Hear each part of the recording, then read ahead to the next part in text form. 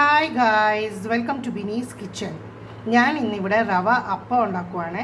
അതിന് വേണ്ടി 1.5 കപ്പ് റവ. ഇവിടെ ഞാൻ 1.5 കപ്പ് റവ എടുത്തിട്ടുണ്ട്.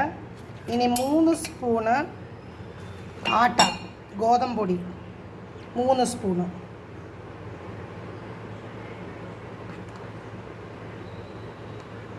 പിന്നെ 1 സ്പൂണ് പഞ്ചസാര, ആവശ്യത്തിനുള്ള ഉപ്പ്, 1 സ്പൂണ് ഇൻസ്റ്റൻറ്റ് ഈസ്റ്റ്. പിന്നെ ഇനി 2 കപ്പ് ഇളം ചൂടുവെള്ളത്തിൽ വേണം നമ്മളിതൊന്ന് ഫൈൻ പേസ്റ്റായിട്ട് അരിച്ചെടുക്കാൻ.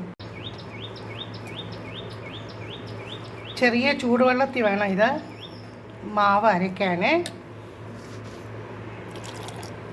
നമുക്കിനി ഇതൊന്ന് അരച്ചിട്ട് വരാമേ. ഇവിടെ ഞാൻ റവ നല്ല ഫൈൻ പേസ്റ്റായിട്ട് അരച്ചിട്ടുണ്ട്.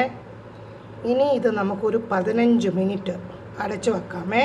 ഇവിടെ അരച്ച് വെച്ച മാവ് നല്ലപോലെ പൊങ്ങി വന്നിട്ടുണ്ട്. ഞാൻ മാവ് തവയിൽ ഒഴിച്ചിട്ടുണ്ട്. ഇനി നമുക്കിത് അടച്ചു വെച്ച് വയ്ക്കാം.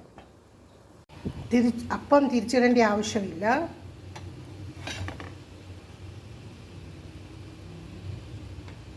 നല്ല സോഫ്റ്റ് അപ്പമാണ്.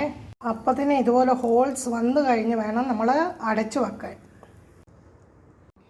അങ്ങനെ നമ്മുടെ സോഫ്റ്റ് റവ അപ്പം റെഡി ആയിട്ടുണ്ട്. നോക്കൂ, നല്ല സോഫ്റ്റ് അപ്പം.